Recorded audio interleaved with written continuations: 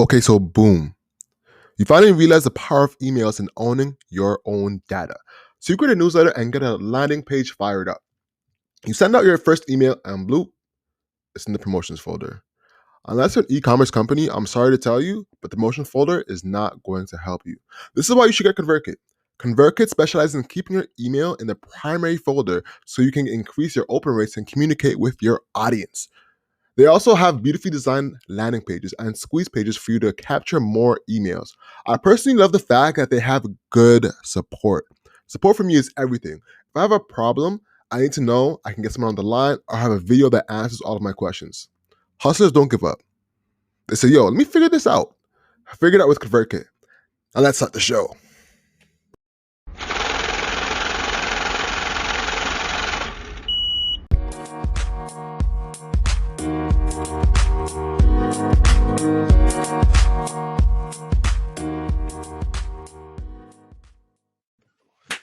Charlamagne, we live? We live, Papa. Listen, the chains of habits are too light to be felt until they're too heavy to be destructive. Man, that quote hit me. I posted it on Instagram earlier this week. And man, that hit me, man, because it's so true. Habits mean things. You are your habits. Yeah. You know what I'm saying? 100%, bro. Speaking of habits, I've been like focusing on the habit of 5-day-a-week workouts. And yesterday, Saturday morning, it's Saturday morning, you've had a long week at work and you're like, oh man, I don't want to put this in. I was like, the thoughts start creeping in your head. It's like, man, I put in work this week. I did 4 days straight. But then if you miss that 5th workout, it's curtains, man. So powerful stuff, man. You just gotta find a way to like go through it. And one thing I do, man, is just like I put the mat down, I take the kettlebells out, I put my clothes on, I start stretching, and form follows function, man. You just got to show up. Show up, man. Shout out to my coach Elsley, bro. He used to say that actually in basketball. You just got to show up every single time, dog. Facts. All right, man. Yo, let's get into it. Hello and welcome to the Hustle Over Everything podcast. This is the podcast where you receive stories, tips, and strategies from entrepreneurs who've done it to grow your business and take yourself to the next level as a person. Later today in the podcast, we have Dakota Rae. Dakota is the CEO and founder of Equation Sales. Equation Sales is a leading B2B tech sales and marketing strategy firm headquartered here in Toronto and with a global footprint. We dive deep into sales in this podcast, man. So listen, if you are selling, you gotta dive deep and lock in on this podcast because it's gonna help without a doubt. You know what I'm saying? Yeah, man. Me being in sales, like this was such a great pod recording with Dakota, just because like her whole business is sales. And I was like, let me see how you prepare for calls. Let me see how you send emails. How do you set up meetings? How do you deal with the pressures of sales? What is the, no pun intended, what is the equation of sales? Like, what are we dealing with? But it's all the way intended. Stop it. It was definitely intended. But yeah, man, I think she did a great job of breaking down the process. And I think everyone's going to enjoy this podcast. Without a doubt, man. But yo, how are you? Man, I'm good, man. I've had a lot of things to think about. I've been pondering on something, actually. What's up? I don't know, maybe you can relate, but don't you always find that your friends support other people's businesses? Like, let's say they're famous, they're well-known, and you could be doing the same thing, but they champion that other person more than they champion your business. Without a doubt. You know what it is? I've come to the conclusion that like friends, they group you into a form of themselves. You know what I'm saying? So you'll fit into, oh, this is my party friend. This is my talk about my deep issues friend. It's hard for a lot of people to equate you from that box that they had you in before you launched your product, before you launched your business, before you launched your passion, into that new passion role, in that new passion lane. You feel me? Yeah. You're usually stuck in that lane. If you were talking about parties with them 2 years ago and you link with them now, they're like, yo, that party was so sick. It's like, yo, I'm actually launching this makeup line, bro. What do you think about that? Yo, come check this out. I'm like, oh yeah, I appreciate that. But yo, that party we went to was great, And it's hard for them to make that mental jump from this person's doing this and now they're doing that. I find that is a big struggle for a lot of people. Man, it just sucks when you see people they're constantly gassing up someone in the same field as you, Mm-hmm. sharing their content, sharing their podcast, talking about them like, oh, bro, you got to check out this podcast with this guy. Let me share it on Twitter. Let me share it on LinkedIn. Let me share it on like, bro. And I say this not to complain that we don't have supporters, but the people you really care about, the ones who you think would be the ones who would be your champions for the world with their network, they'll be like, oh, yo, like, oh, and Alex dropped this, whatever. They don't. Like you see them liking all their posts, resharing their stories, and like I don't know, it's not like I'm hurt, but it's just I just don't get it, man. I just don't get the psychology behind that, They're right? not. I think listen, they're not your audience. You know what I'm saying? Even though they might fit the audience archetype, they're not the audience. You know, Mac makeup could fit the woman that's 25. You know, has disposable income. You know, loves makeup, but maybe she can't afford Mac, so she goes to. Why am I talking about makeup so much? I don't know, but Maybe your missus has been shopping at the Mac, bro. you know, maybe it's time I'm overdue a gift or something. Yeah, Who knows? yeah. But you know, maybe like her actual target is NYX, you know, the cheaper brand of makeup or whatever the cheaper brand is. But you're looking at her and like, hey, why isn't she coming to my store? But she's not the actual customer. She looks like she is. You think that she is, but maybe she actually isn't. Another thing too is that like your core audience is out there, your true thousand is out there, so you can't like bother your mind focusing on people who aren't in your true thousand fans. You know, just gotta keep swinging and aiming for those 2,000, and eventually they'll get there. That's what I do. You know what I'm saying? When I send those links out, when I send those promos out, I'm like, all right, listen, I don't expect my family, I don't expect my Uncle Junior to to vibe with, even though he could learn something from it and that could help his life. You know, I just don't expect him to, and I expect that the people who gravitate to will gravitate back. And you know, and once, you know, I believe that our podcast is gonna hit no matter what. So you know, you once you put that energy out and people gravitate to it, gravitate to it. Simple as that, actually. Yeah, you know, I hear what you're saying, man. I think where when it's people close to you the most, where friendship takes precedence over perhaps audience. It's just like, this is my guy, Alex. This is my guy. Oh, I gotta, you know, I'm in the same. I'm in the audience, but I might not listen to this pod. But yo, let me share it on this. Let me just retweet him. Let me tell my boy about it. You know, it's kind of like that one post you had about how could you support your friend's business. Well, you can go to Google, leave a review. You could share. You can like their posts. You could do whatever, right? Something small, right? That's what I'm saying. It feels like you don't really get that support until you get validation from the outside world. Then people claim you. They're like, oh, yo, that's my friend. Oh, that's my friend Katie. She's blowing up. You know, I was with her from the grind, but you were never really, you know, you gave her shit for telling you to pay full price. You wanted a discount from your friend's business. Like, how dare you do that? This is the thing about friends and entrepreneurs. You know, they feel like they have total dominion over dictating how much they should pay for your product just because you're a homie. But it should be reversed. Like, yo, I'm not paying a discount. I'm gonna give you more money just because I want your business to flourish more than anything. It just bothers me when you see your boys act like that. They're like they're shouting out, man, happy birthday on and shouting out their shit on Twitter. Yo, happy birthday, and on your shout out, like they don't even know you, but you forget your friend's own birthday. Yeah, I don't like the oh my god, we're wishing Drake happy birthday. You know, for the Clout Olympics. Yeah, man. I remember Marlon Palmer said that same thing when it was Drake's birthday. Yeah, exactly. Shout out to Marlon, bro. You know, been consistent over the years, man. Big ups to him. One time I was just thinking, like, damn, when I was in grade 9 in Toronto doing this shit, I was like, damn, I'm 27 now. You know what I'm saying? How old is he now? 33, 2, would you say? I have no idea, but I don't know. This is like probably just some 30 shit. But you know, just thinking like this, like, damn, that's a long ass time of doing your shit and staying consistent at it. You know, not that many people can last. There's a lot of people that's come and gone. A lot of creators, Black creators. You know what I'm saying? And no one really gives credit of being that consistent, editing for that long, Like one thing I've learned creating this podcast is editing is a bitch. It's fun. It's fun creating it. Editing it is a different story. 100%, man. 100%. But yo, corporate bro retweeted. Oh my god, interesting tweet the other day, man. Man, let me tell you like this. So, go ahead. Tell the listeners what's happening.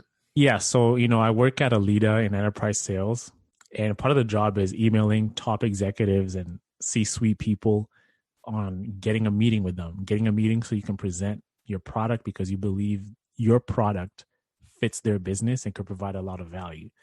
So a lot of the duties my colleagues and I do is we make a lot of sales calls every day.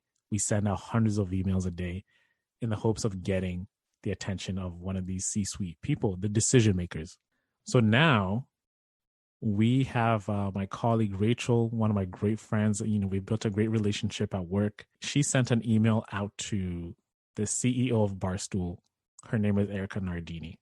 So when you're sending emails out, in sales, it's called a sequence, a cadence per se. And you send the first email, it never gets any attention. Second email, your second is a call, then a third email, then a call, then a value add email where you send an article, then you send another case study email, then you call again, and it just goes in this sequential process to get them to give back, whether it's an email or say, hey, let's book an intro, let's book a meeting.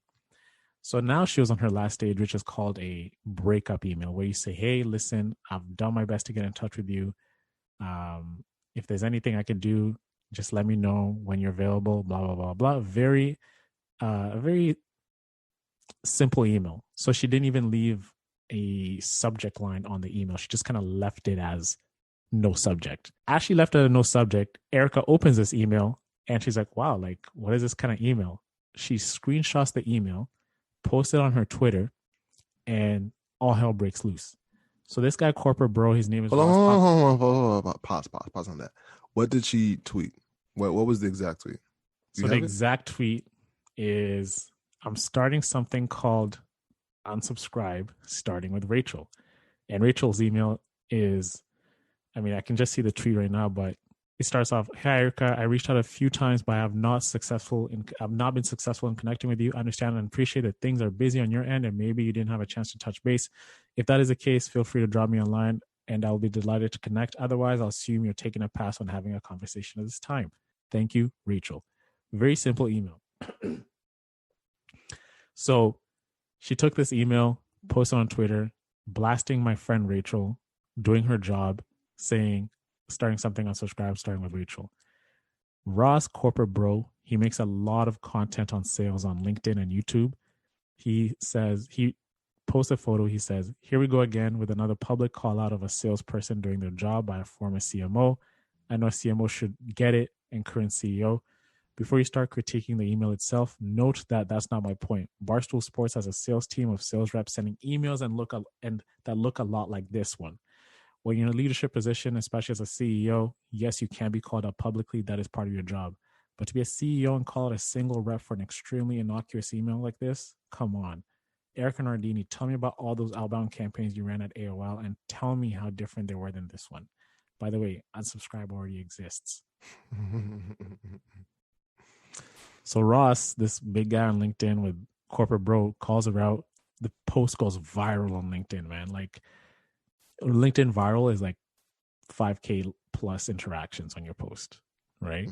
And every salesperson definitely saw this post. So yeah, man, we got CEOs calling out reps, bro. And it's not even a surprise, man, because Barstool does this all the time. It's very on brand.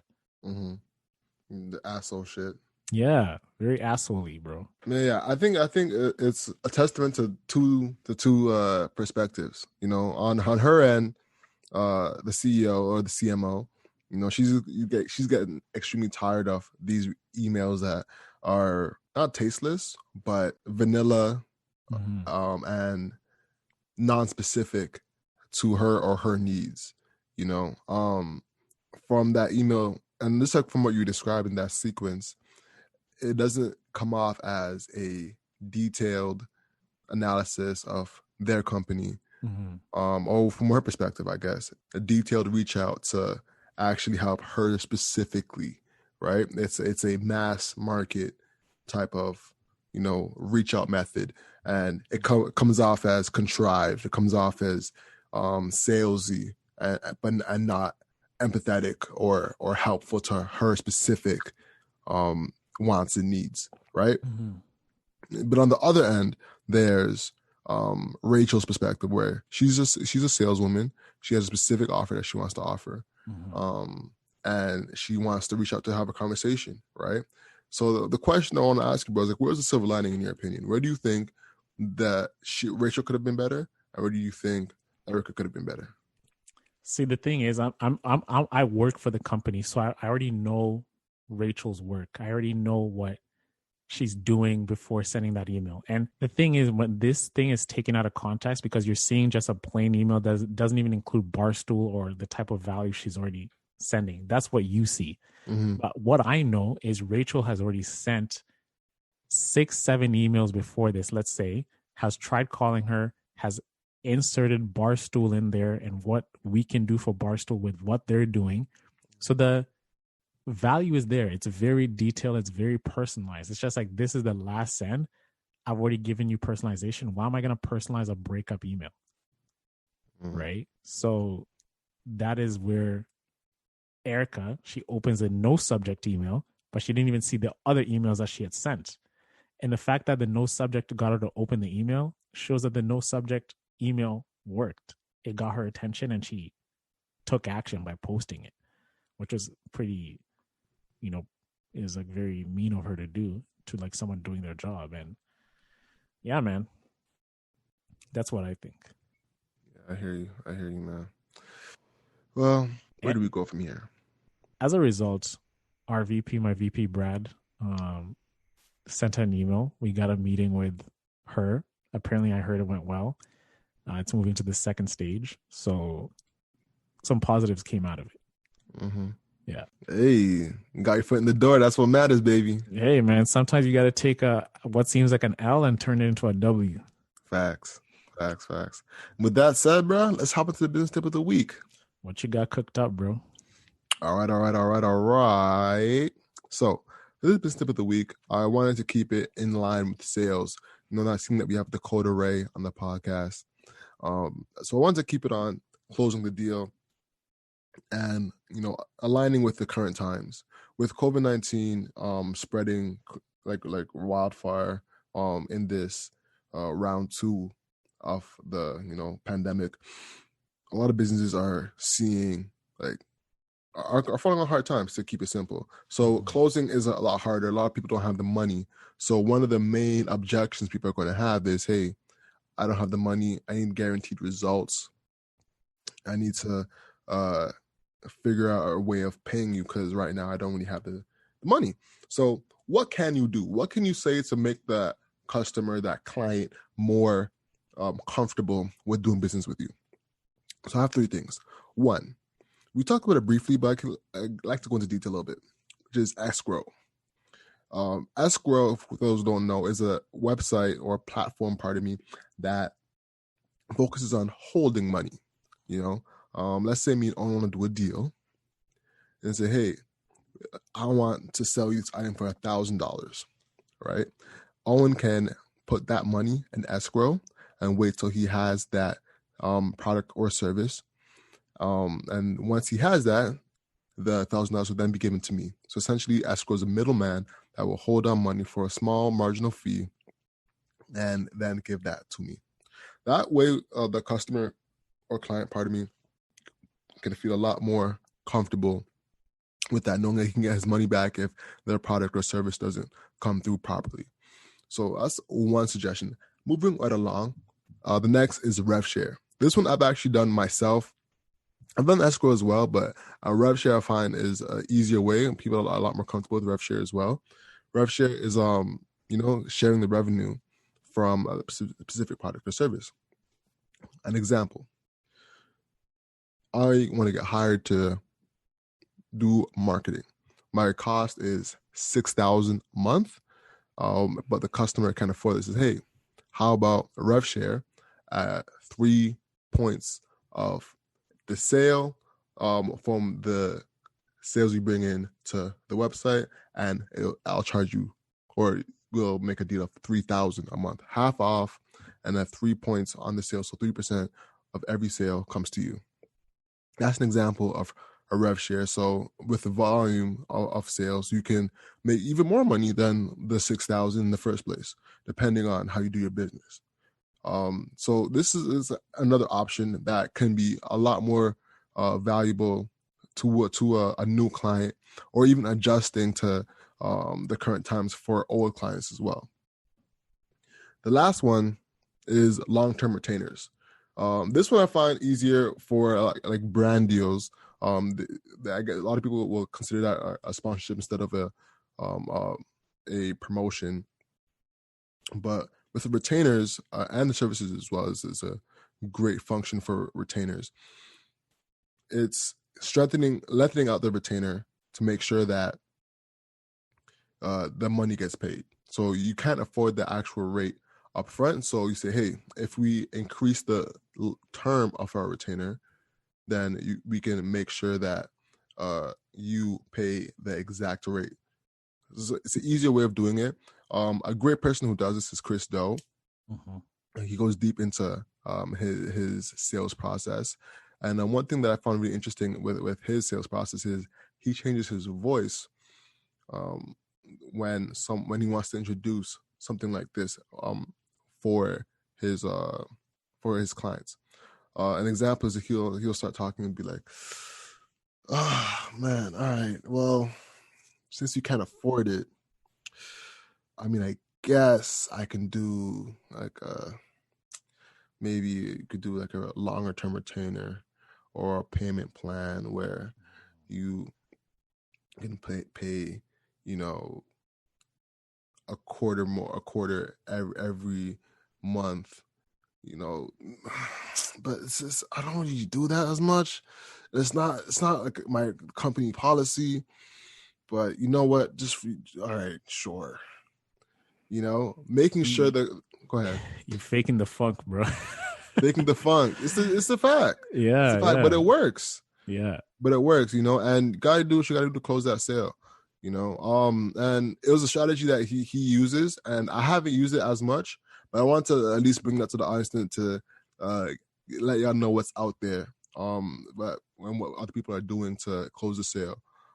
He's built his agency up. This is not from someone who's not making money. He built the buying agency up to be a big business, to work with clients like Xbox and big box retailers. So this is coming from someone who is actually in the game. So yeah, that was the 3 tips. So 1, escrow; 2, rev share; and 3, long-term retainers / payment plans. Or just adding it to the retainer to make sure that people are aware that they are getting a sale and are paying on a monthly basis to make sure you're getting your money. And you're closing, bro. ABC. Closing. Always be closing, baby. Or sadness. Sales are dope. Never, ever stop selling, bro. Yeah. That's what it stands for. Sadness, go ahead. Shout out to Ross Pomeranz, corporate bro. Love his content.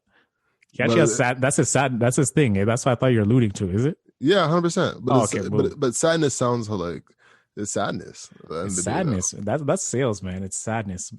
Like you're getting bro. The amount of stuff I get when I call these VPs, like I had a call with this other guy the other day, so I accidentally forgot to take him off my list, and people are ruthless, right? He's just like, "Oh, fuck it, Owen. You call him." So I call him, right, and I do my thing. I'm like, "Hi, is this Joe?" It's like, can I have a blank seconds to tell you why I called? That's how you start, right? Just to get some buy-in. He's like, "Oh, fucking hell, Owen. You called me last week. I told you I don't work there anymore. And now here you go again, calling me again. How about you do your research, buddy? And you don't do your research before you make a call?" Like, he just went off on me. And I took it gracefully, man. I was like, "Listen, man, made a mistake. I forgot to take you off the list. I won't call you again. And I updated the Salesforce and I kept it moving. So yeah, man, sales are dope. Never ever stop selling. Sadness. You could be sad after something like that, but it's just part of the process. Facts. But guys, you know It's what time time. it is. It's Mhm. Mr. Hustle Muscle on the mic, ready to give you the Hustle Nation tip of the week. So what is that Hustle Nation tip of the week, man? One of the things is execution. And I really want to go into this. So when it comes to entrepreneurship, a lot of the things that we do, we sometimes overthink our whole process and what we have to do to really implement our ideas and make it become a reality. Overthinking execution and moving towards a straight line path towards idea implementation. So entrepreneurs on all levels overthink their execution. They have what you call analysis paralysis. So what is analysis paralysis? It's when you paralyze your own personal action and initiative with your own mental handicaps of overthinking every personal outcome.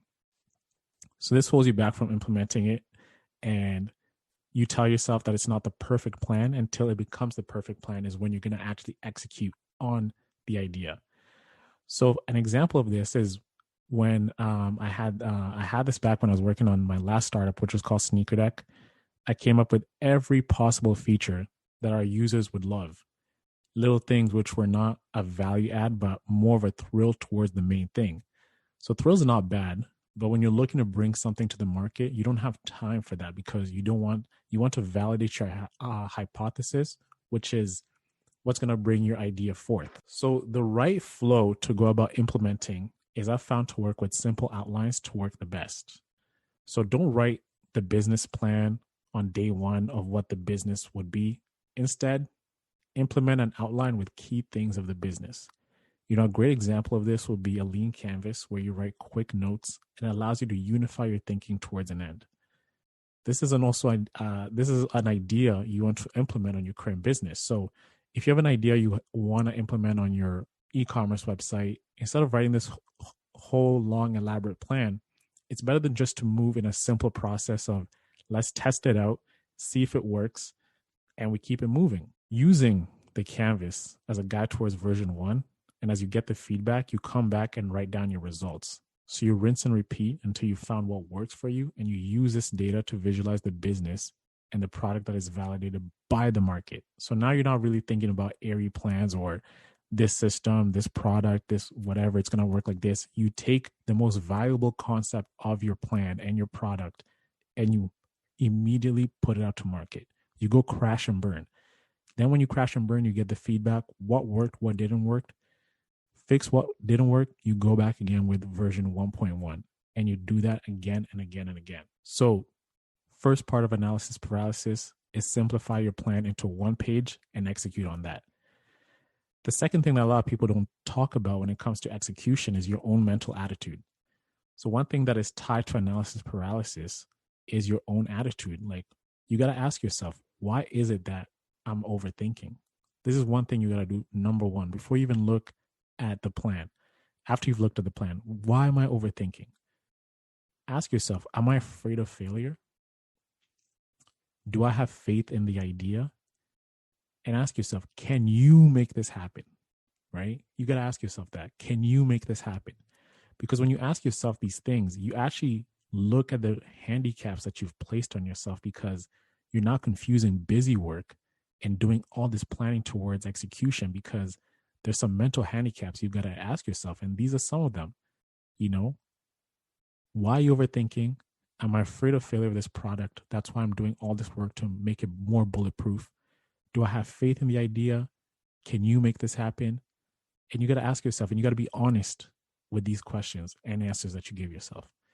So fear is what makes you hold back, and it overcompensates for doing all this work and not really executing and actually getting results, putting yourself in the fire, getting burned by the market and taking that L and coming back and turning into a W. So you got to get over this fear because fear of failure doesn't exist, but it's only in your mind. So if your product doesn't work, just iterate and find what works. One thing I realized is people don't actually care at all about your failures. They don't. People have bills. They have relationships they got to think about with their significant others. They think about their careers. They think about their own issues, their health, their diet. They got to go to the gym. They got to call mom. They got to call dad. If they see your L, they're going, oh, wow, that's unfortunate. They keep it moving. They don't really dwell on your failure. So that's why I tell people, execute. Don't just sit on the idea. Just go and do it. Don't analyze and paralyze yourself from taking action. So believe in what you want to execute. And until the market tells you otherwise, then you pivot and you pivot and pivot and pivot until you find what they call in startup world. I hate startup buzzwords, but they call it, product market fit and customer market fit. Once you have that, you're going to keep taking your original idea. By this time, it's probably not even the same idea. It's what you've gotten feedback from the market. It's a brand new idea that works. It's something that you love to do, and you're going to build a business around it. So fear is just an illusion. It's all in your mind. With a change of mental image, you will bring forth that vision. But first, you got to believe in the execution and seeing the results you want. Because once you believe in the execution and acting towards that purpose and acting towards implementing that idea, you're going to get closer towards your vision. So to wrap it all up, don't spend time building plans and etc. Take a simple plan, take the core problem of what you want to do and just execute on that and put it out there. Remember, motion creates emotion. Once you get in motion and create emotion, you start moving and moving. It becomes a snowball. So that's it, guys. That is the Hustle Nation tip of the week. Don't overthink. Just execute, because entrepreneurship is all about execution. No one gives a crap about ideas. It's all about execution, baby. And that is what it is all about. And that is the Hustle Nation tip of the week as we go through this second week of November, guys. So let's get it. Let's go. And now it's time to the housekeeping items. And straight to the pod with Dakota Rae.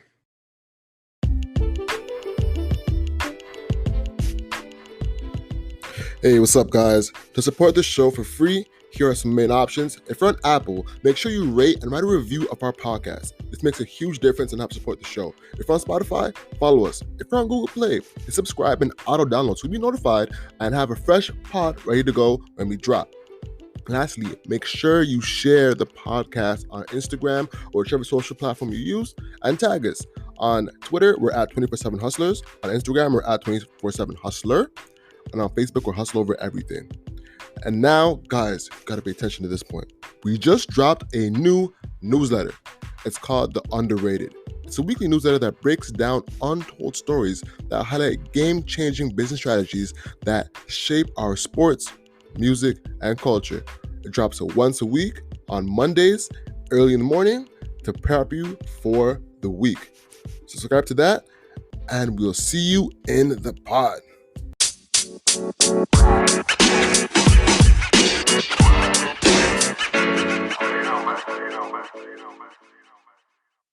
Dakota, what's happening? Welcome to the show. How Dakota Rae in the building, guys. Thank you. Happy to be here. Excited to be here. Thanks for having me. Our pleasure. We're really impressed with Equation Sales and the business you've built. I have an icebreaker for you. Okay. Back of time, guys. Icebreaker. Okay. All right. So you just got a $1 million investment. Mm-hmm. Who are the first 3 people you're hiring? Talk to me. Ooh, that's huge.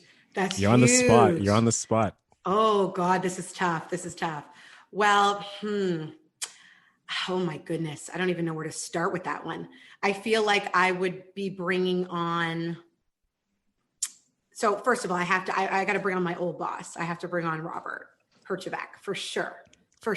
I don't know. I think that whole retainer would go towards him. Yeah, I was just about to say that. Like that whole millions.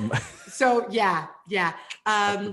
I would bring on my other old boss, George Frempong, co-founder of that company, because I just learned too much from them. It's invaluable. I think I would also bring on Mark Cuban, and I might buy a minute with him. But I love his mentality, like just overall, and we kind of share the love of basketball. And so I feel that we would hit it off. And I like his whole attitude and approach to business. And then if I had to bring on one more, this is so tough. This is like a mix up. I could go Gary Vee, or I could go... I feel like I might bring on like a Kim Kardashian. Interesting. This is for your business. So like, what roles did they play in the business? Yeah. So I think, Mark Cuban, I think like just pure play advisory, like on how to, from a sales perspective, like how to grow that engine, how to manage a team, how to get the most out of people. I think I would bring him in on that front. Robert and George, like from a sales and marketing perspective, I think I would bring them in there. And then I'd say Gary Vee, like social, understanding how to lean into social platforms and get big money out of big brands. Equally, and then Kim Kardashian, same thing. I would leverage her on like the branding side, social side, branding, and then leveraging yourself to grow a business, personal brand. So that's how I think I would lean them into my business and then trickle down into my customers. That's my dream team. Yeah, I would say the Kim K threw me off. The Kim K threw you off. It threw at face value, but when you look deeper into it, you really understand that she's actually a savvy. She's a savage. Yeah, for sure. She knows how to move. For sure. Yeah, you got to pay attention. You got to pay attention. And what she's also doing is lining herself up quite nicely for politics, if you're paying attention. So I think she's going to be running at some point in the near. Maybe two more terms. Okay. I'd say she'll be running. It's a very bullish thing to say. I think she will. I think she's lighting herself up, and I think the proof is in the pudding. She's showing us what she can do. She has the president's ear. Where a lot of people are saying that they have it, but they're not actually actioning on it. She's actually getting things done. So like her or don't like her, you have to respect it at the end of the day. Yeah, I respect him. I mean, her husband is running for president. No. No. Kanye wasn't on the list. It's Kim for me, 100%. That's who I would say. And then maybe Kris Jenner, if I could get Kris Jenner in the room, but I would prefer Kim for sure. Most definitely. Okay. Yeah. Damn. That was a great take. All right. Owen, who you got? For Uplift, we got a Millie. What are we doing? First 3 people I'm bringing on board. Yep. And what roles are they taking? Well, first I'm bringing on a creative director, right? Creative director who can set the vision for us for creative projects and ways we can uplift our brand, pun not intended on that, who can help us design the content, vision for our sets, the voice, the tonality, the structure and how we're going to execute it, the different lanes that we might not be seeing and how we can tap into it, emerging markets, and how our content can be applicable to that. So someone like that. It's a tough question. It's a good question. I need to start asking this question. Yeah. Gary is actually up there in terms of like scaling content and building a media brand. So he's definitely a guy. I can't think of anyone else who's on that level who can actually bring on that type of expertise. Yeah. Agreed. Second, it won't be like more of one person. It'll be more of like a collection unit of people who make up one person. So you have like a creator, the person who shoots, records, edits, everything. So that person, it could be like a Spike Lee. So shooting like the video, editing the audio, making the audio for all our channels, and making so much content that you can push out, as Gary say, 100 pieces of content a day. Sidebar, like I don't know who does that other than if you don't have a squad. Like that's for sure ludicrous. For sure. And then lastly, I'll bring on like a finance person. Finance is the heartbeat of a company. And if you don't have like a proper brains behind that, you're going to blow that $1 million. So I think first is get the creative people and the structure of execution right, and then preserving that cash while you make more cash. I think that would be a great strategy for me. Okay, cool. Yeah. Cool. Papito Al, bruv. What do you think? Jeez, y'all with the crazy answers. All right, so now it's on me. It's all on me now. All right. So for brand, I'm going to bring on Damon John. Okay. Have him lead, brand deals. Okay. For actual HR, I'm gonna bring on Gary Vee. You know what I'm saying? Retention matters. Yeah, because the one thing Gary focuses on, and people sleep on, is the fact that he has so many employees. Yeah. In a short amount of time. I'm like, all right, so he's doing something HR right. Yeah, I'm gonna say that. He also, of course, can have a dual function. You can kill two birds with one stone with him focusing on HR and on content. Question: would you guys have said Gary Vee if I didn't say Gary Vee? Yeah, absolutely. All day. I have his books. I mean, I've seen every video that I'm just like, I'm tired of him now. That's how big of a fan I am of honestly, him. Like, I don't even watch him anymore. Agreed. Facts. Yeah, honestly, that's the thing. If you keep watching Gary Vee past the point of knowing everything he's saying and just continuously watching him just to watch it, all right, you're wasting time at this point. Yeah. You know, because how much more motivation do you need? Point. Yeah. Exactly. Yeah. Exactly. And let's say to finish it off, I'm gonna say a non-famous person. I'm gonna say like a customer experience manager. You know, to like focus on the experience of when people come to the brand, like how they get the right touch points and have everything like touched correctly. So when they come to the website and they hit send us an email, that email coming back and all the customer service points are functioning correctly. You know, because that's what really builds a brand, is the feeling when you're not around, you know? So getting those points correct, I think, is something I want to focus on. So when you be a famous person, is someone who can master that. So whenever someone comes, you know, they get the golden gloves. Yeah. Got it. I think you could automate a lot of that though today too. Oh, 100%. I'm saying, like, I think the person who would project manage that automation, you know, and make sure that whole funnel is working correctly. You know? Yeah. And I think that's further down the line, you know, in terms of initially, I think it's like, get the business in, get people to say yes. And then the experience comes after. But the biggest challenge, I think, for most small businesses is getting people to say yes. It's not giving them a good experience. It's getting them to even care. And that's the challenge. And that's where a majority of sales come from too, is just getting that yes. Exactly. Getting that yes. And that's what you do best at, isn't it? That's what I'd like to say I do best, but we'll find out, I guess. So, you know, getting into you know, talk about what equation sales is. Like, if you could summarize it and explain what you do, what your business model is, kind of like the brief introduction to equation sales. Absolutely. How did that begin? Yeah. So Equation Sales, we're a B2B tech sales and marketing strategy company. What does that really mean? It means that we help tech firms scale globally. And so we look to do is take on their revenue and reputation machine, revenue meaning sales, reputation meaning marketing, and scale that to increase their position in the market. And so we help tech companies that are fintech, edtech, medtech, SaaS. We have a speciality in IT services and cyber because of my background, but we really, I mean, marketing and sales is sales through and through. There's some fundamentals that can be, you know, across industries, but then there's speciality that's important as well, where we kind of lean in on that side. And so that's really what we look to do. We're really in the B2B space, helping tech companies grow. You mentioned scale their marketing, sales, and et cetera. Yes. Elaborate on that. I mean, that's two different functions, and scaling. What do you mean by scaling when you look at like average fintech? Let's say if it's a Wealthsimple here in Toronto.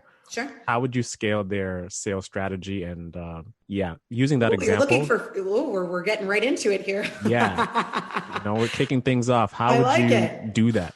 Just to give proper context. Well, just to give proper context and a bit of free consulting for the people at Wealthsimple right now, I think from a sales and marketing perspective, if I'm Wealthsimple, I have to understand who my targets are, who my target prospects are, who my target customers are, number one.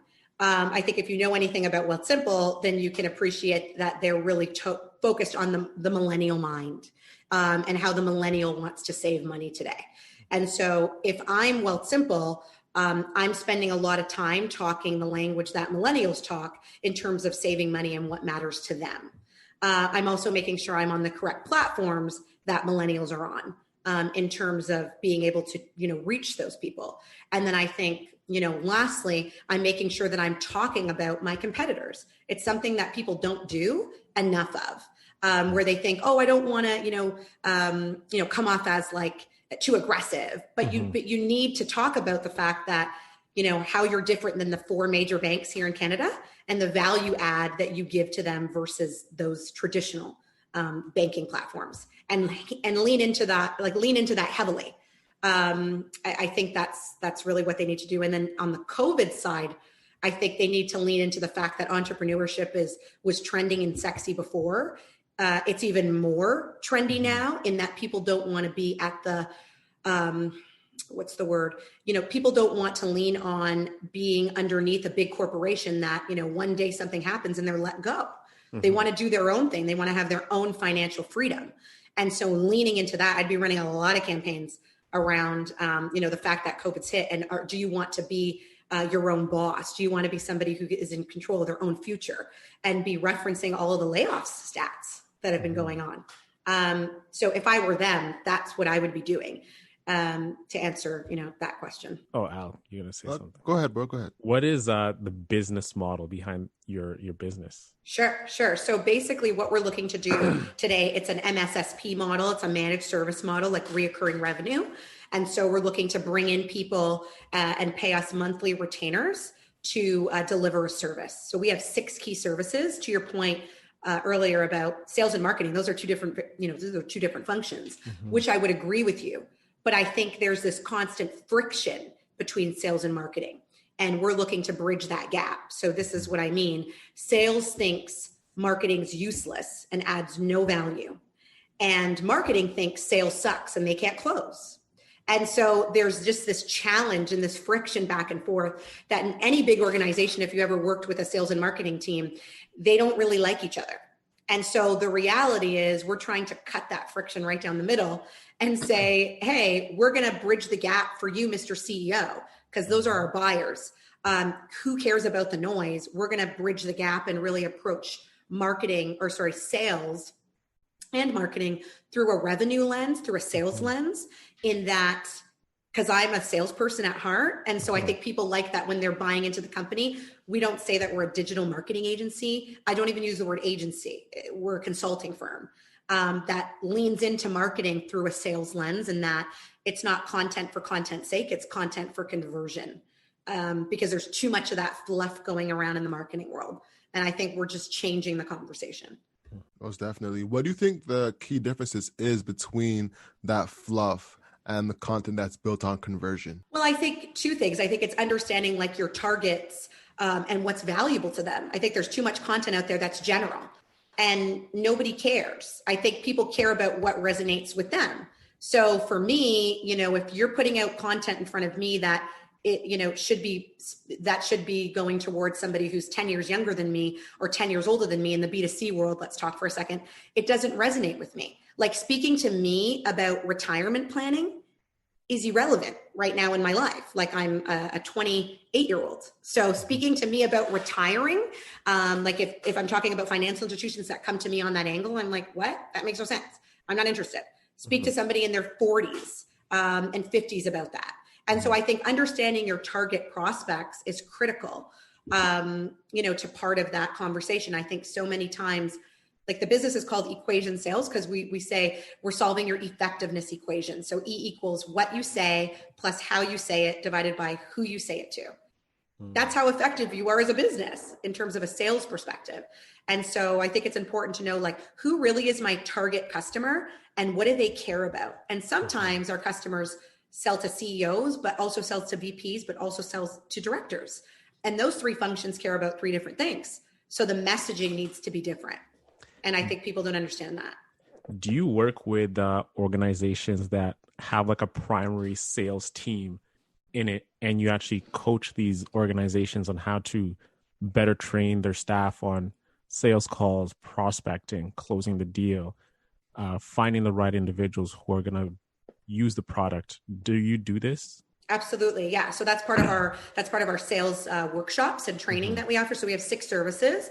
So the sales workshops and training does exactly what you just said, which is help sales team understand their processes, their cadences, and fine tune them. We call it separating the serious from the curious. So separating people who are serious about buying versus people who are just curious. because you have a quota as a salesperson. You have to hit quota or else you're fired. It's that simple. And so we're trying to fine tune the process to get you to quota faster. And so we'll help you with that from a sales perspective. And then, we also do something called strategy and advisory, which acts as like a virtual VP of sales and marketing to a company. So we would come in and give the team guidance, not necessarily train the team, but give them guidance on, here's what you should be selling. Here's the price point you should be selling it at. And here's how you should approach it, but not getting in the weeds, if that makes sense. Yeah, no, most definitely does. Tell us about your team. How many employees do you currently have? Sure. Yeah. So there's 11 of us today. It's a dynamic team. It's an interesting group. We're all made up of like sales hunter mentality. And when I say that, I think there's sales hunters and sales farmers. So hunters are people who are like banging down doors to get new business. So we all kind of have that mentality and then bring a different speciality in terms of background and I guess just kind of core what's a core skill set. So we have some people who are more focused on the sales side, some people are more focused on the marketing side, and then some people who I'd say are like overarching strategy in terms of bridging the gap together, because not everybody thinks that way. And so we have some people kind of overarching. And then obviously we do have like a finance individual, as you mentioned, that's critical. So we do have that in-house as well. But today it's just like it's a grind, like it's scrappy. Everybody's doing everything. It's all hands on deck because we're trying to grow as a business. And so there's not one person just doing one thing. We're not large enough for that yet. Okay. I want to get into some sales questions with you. Sure. From principles to implementation and et cetera. You have a lot of salespeople out here. You did a 7-figure deal, correct? Yeah. Talk about that journey from, prospecting that deal to making it happen. What were the sequential steps that you did?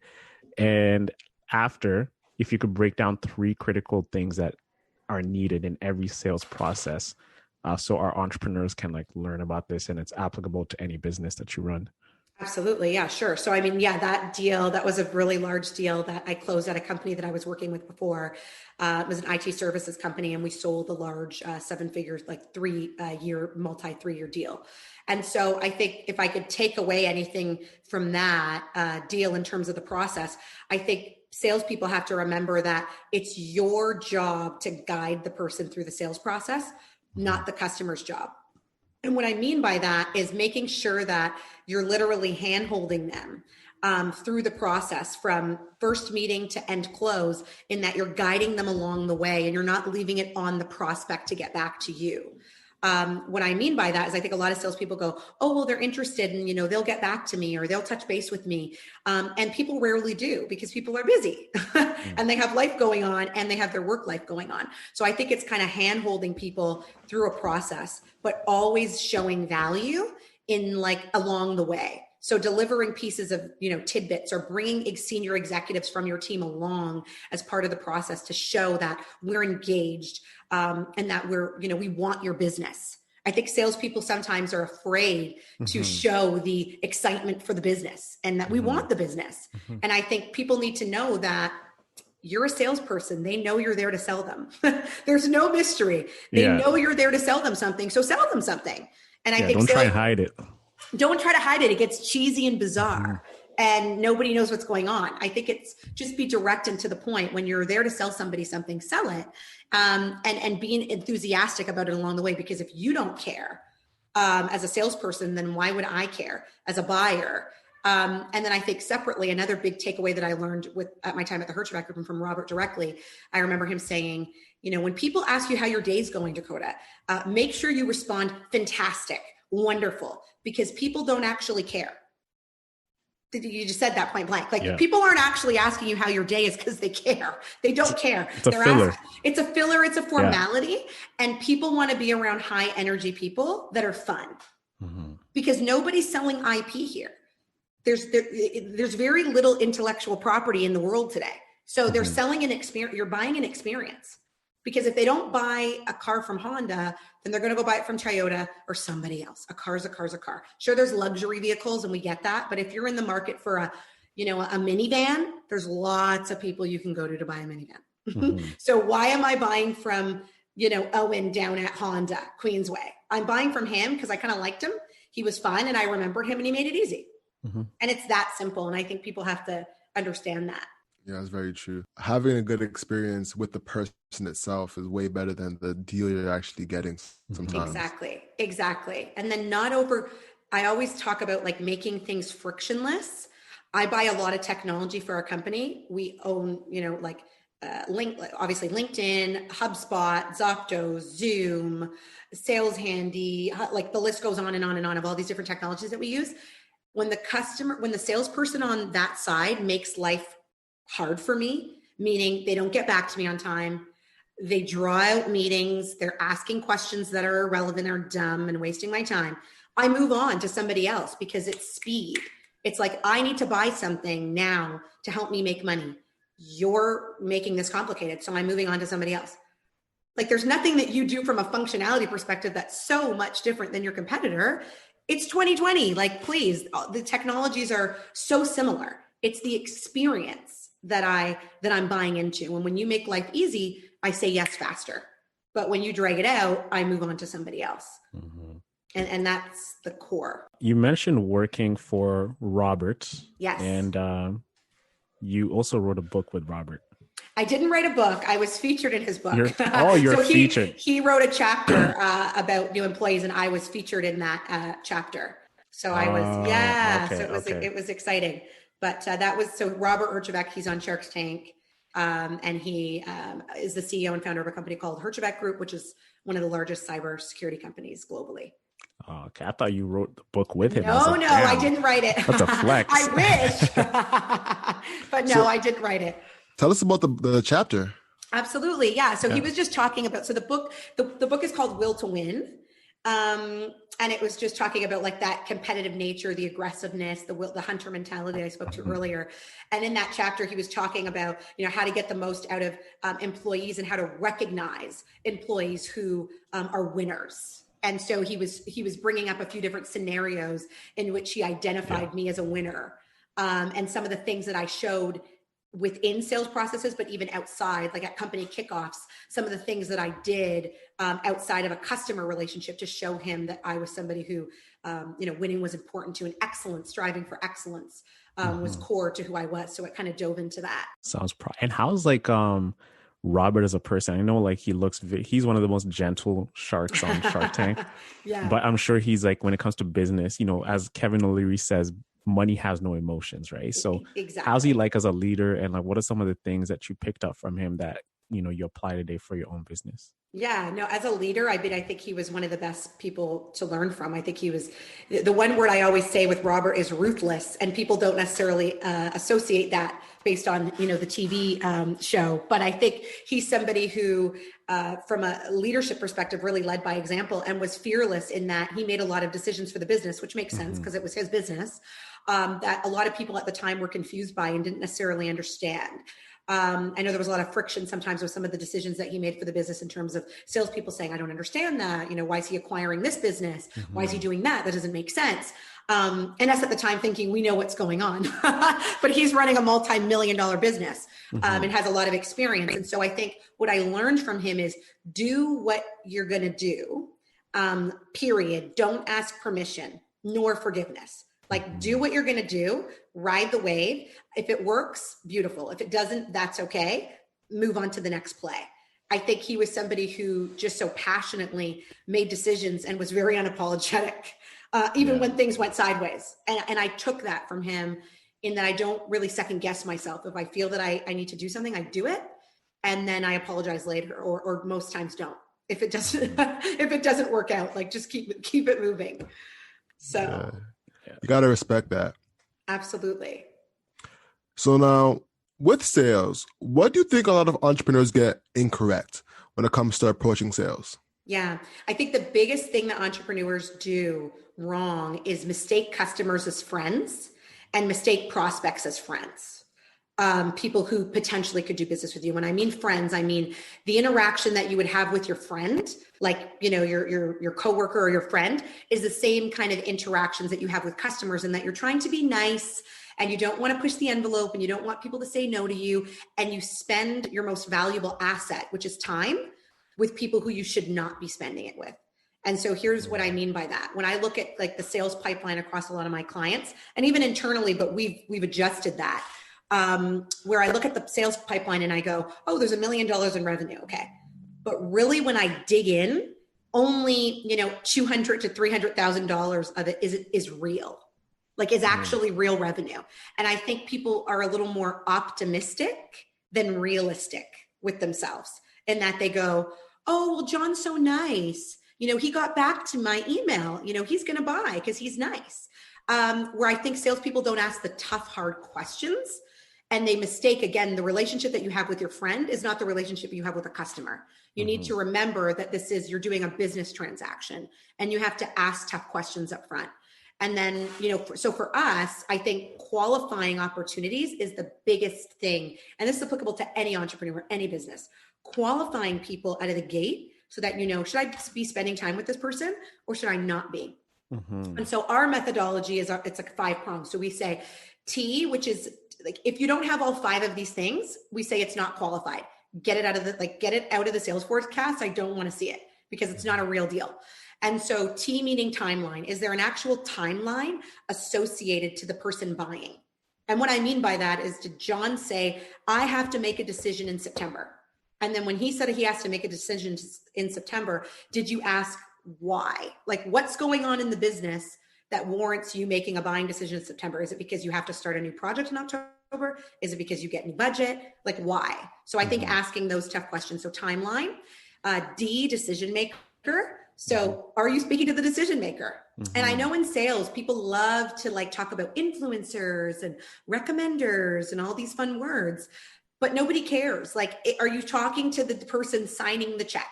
And if you're not, then you need to pivot quickly and find that person, because what you're doing is essentially leaning on somebody else to go and sell you for you, which makes no sense. And you're putting your fate in somebody else's hands. So D, decision maker, make sure you're speaking to the person that signs the check. B, budget, which I think is self-explanatory, but really ask the price. I think a lot of people go, oh, do you have budget? Yeah, we have budget. And then they leave it. They don't go, okay, so perfect. So, what is your budget? Is it 10,000? Is it 5? Like, ask the question. Don't be afraid to ask the question. What's the worst they're going to say to you? I don't have a budget, or I'm not interested in telling you my budget. Well, red flag, move on to somebody else, because they're not going to buy from you. If somebody wants to buy, they should tell you their budget. The first thing that when you go to buy a car, they say, what's your budget? And you tell them because you want to buy. So it just doesn't make any sense. I think that's another thing. And then P, pain point, which is, what's the pain point that you're solving? This is a huge gap for entrepreneurs. Be realistic with yourself. Are you a nice to have or a need to have for your customer? So really know that. Like, are you solving a pain point that's critical, or are you just kind of like a fluff nice to have thing? And it's not that nice to have things don't sell, but appreciate where you are in the customer's priority. Like, in their budget, they're like, I need to do this. I need to do this. And this would be nice. So, I think it's like understanding that. And that's why I lean into cybersecurity, because cybersecurity is not nice to have. It's need to have. And it's something that's also legislated. A lot of businesses have to buy. And so that makes sense. And then the last thing is just next steps. So next. So TBDPN is our acronym, N meaning next steps. Do you have a certified next steps with the individual? So the person says, yeah, I'm interested in buying. Oh, and like, I'm interested. Yeah. Okay, great. And you're like, great. So I'd love to schedule a time for us to chat again to go through the quote. Do you have time next week, Tuesday at 3, or next week, Friday at 2? And if they don't confirm that next step with you, they're not serious. They're curious. Because if they were serious, they would want to be guided down the sales process because they want to buy. So I think like understanding those things in your own business would help people a lot from a sales perspective. I couldn't agree more. We're working towards wrapping up. Is there anything that we did not cover you'd like to speak to? I'm not sure. Like, I don't know if you guys have any questions kind of about, anything that you think that would be relevant for your audience. I don't know. Is there a lot of people in tech, or is there a lot of, women founders that you come across? Yes, a lot of women founders. A lot of women founders. Yeah. Let's actually talk about that. Sure. You're a woman founder. So how has it been for you in this space in particular? Sure. Yeah. I think what's been interesting to me is that as a salesperson and a marketing executive at a lot of these different companies, I think being a woman never worked against me in any way, in any fashion. And what I mean by that is twofold. Number one, the leadership team coming down never treated me any differently because I was a woman. At least that's how I felt. I also felt customers never treated me any differently because I was a woman in the experience. What I can say is since I started my own business, once I left corporate and went into my own organization, founded my own businesses, and now having conversations with, founders and CEOs across the world, about making a buying decision with me, I've now seen how being a woman is worked against me. And so in the first part of my life, it wasn't a reality. And now it started to be a reality as a founder. And I start to say, well, why is that? Is it because I'm not dotted line back reporting to a CEO who's a male, or have or a VP of sales who's a male that's, in charge of my work effort? Is that why? And so I've kind of dug into it a little bit. And I think there's a few reasons. And I think, in business, women fundamentally aren't taken as seriously for whatever reason. I don't know why that is. We're, or we're called emotional, or we're called, they can't manage large teams, can't work under stress, all of those things, which I think is just ridiculous. But those are, things that float around in the air that people just kind of latch onto over time. But I think if I'm a woman in business, which I am, but I'm saying to the women in business out there who are looking to start their own company, I think the best thing you can do is really lean into the fact that you're a woman and that you have a fundamental different skill set than your male counterparts. In that, I think there's a lot of things about women's intuition that, men just fundamentally don't have, that I think, in my opinion, and I think could really lean into women growing their business and managing, teams, and having a good kind of feel and have a pulse on not only, you talk about kind of the revenue piece of the business, but now, talking about emotional intelligence and how that's core to tech and growth. And I think that's something that women have a little bit of a head start on, so to speak. And so I think, and also I think I fell into this early on in my career where I thought, I had to look a certain way or dress a certain way or talk a certain way because I'm a woman and I already, I want to be taken seriously. And so I have to, emulate what a man would talk like or be like. Right. Yeah. And I think that's something that a lot of women need to be aware of, that they might do, and totally lean away from that and be yourself and be authentic. Because I think now, as I've grown the business, I think people have bought into me and my personality. Again, because there's a lot of sales and marketing companies out there. Why are you choosing me? You're choosing me because you buy into my experience and my expertise. And that's it. So I think for women, they have to kind of, lean into that, lead into being their authentic self. Beautifully said. Thank you. Yeah. I don't know what else to add to that, but that was great what you just said. Thank you. And I mean, what are you finding, just quickly, if I can, in your interviews that you're doing? What's the kind of common denominator in some of the conversations that you're having with people? Like, what are you taking away as, I'm just curious, since you're interviewing a lot of entrepreneurs or people that are leaders, what's kind of the common denominator that you're taking away? For success? Yeah. Consistency, grit, network, for sure. I think those three things have been like a super common denominator. For sure. Yeah, anything you want to add on? I think the common denominator is what the initial plan was and what it is now. Two completely different things. Right. And I think the beauty of the business exists in that bridge, that it's like a disconnect. Like, how do we get from, we wanted to be on this bridge, but now we're here. Yeah. And that could be like product iteration, messaging, direction, finding out the product is actually better for this than what we originally thought of. Yeah. And then the psychological side of that. Like, how am I going to fall in love with this product that works, but it might not be for me? So I got to grow into it, because Got this it. is what actually works for this market. Got So it. it's those different nuances that come from change and the psychological aspect of it, and staying on that path towards seeing it become a success.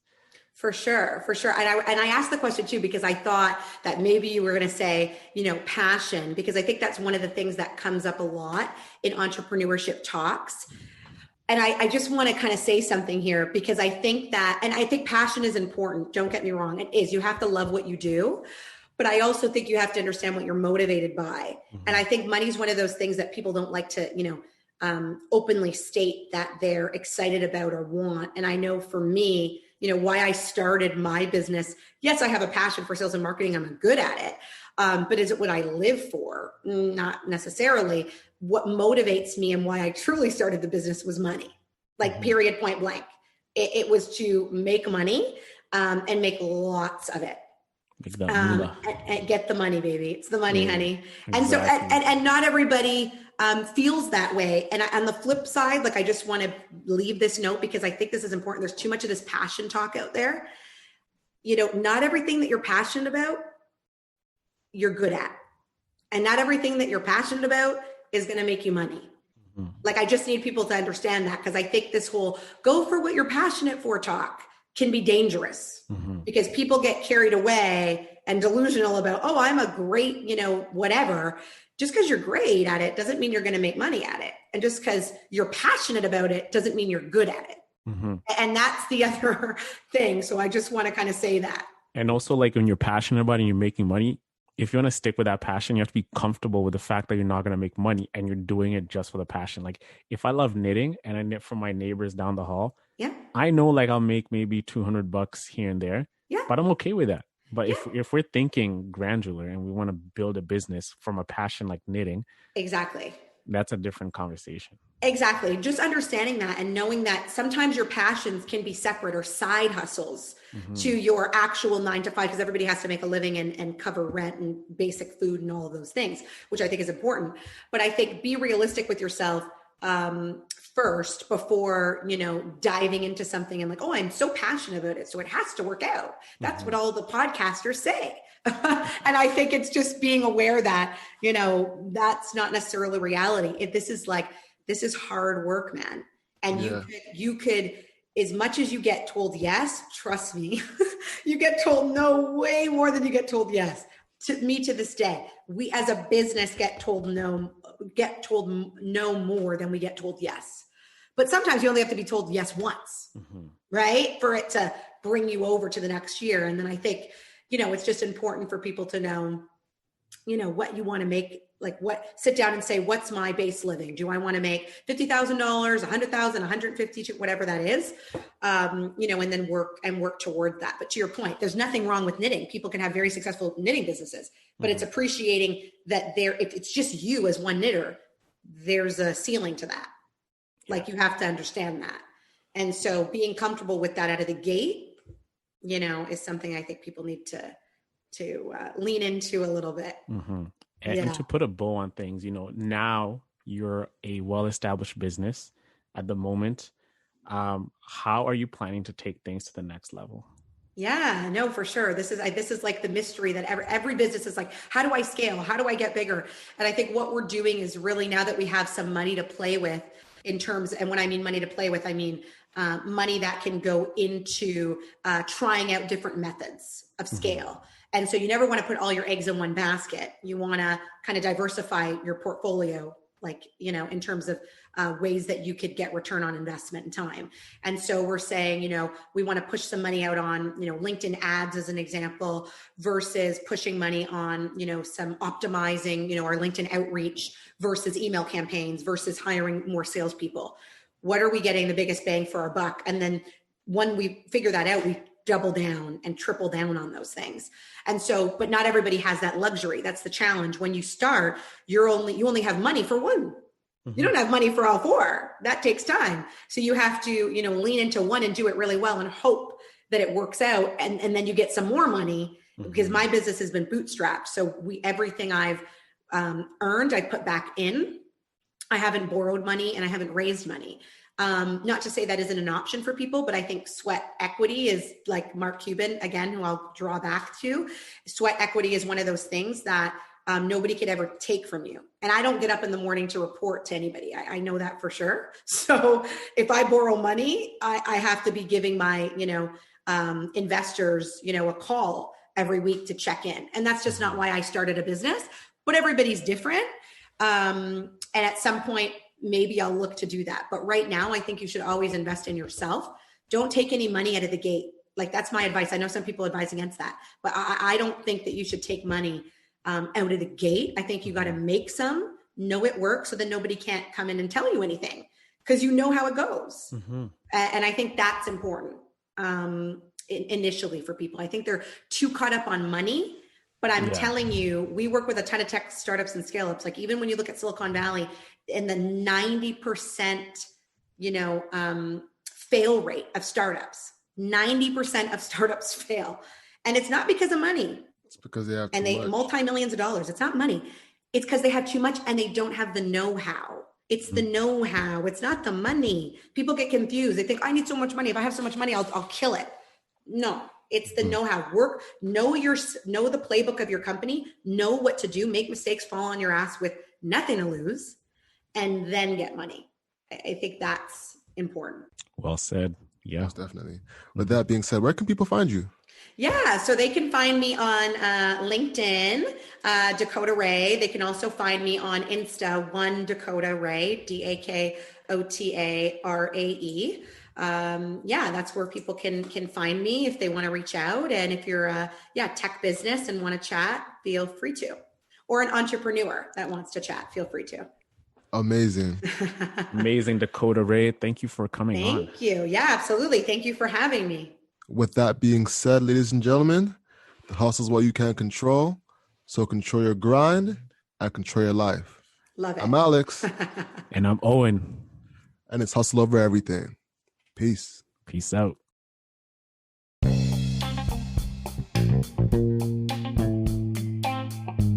Thank you so much for listening. The conversation continues on our Instagram at 247hustler.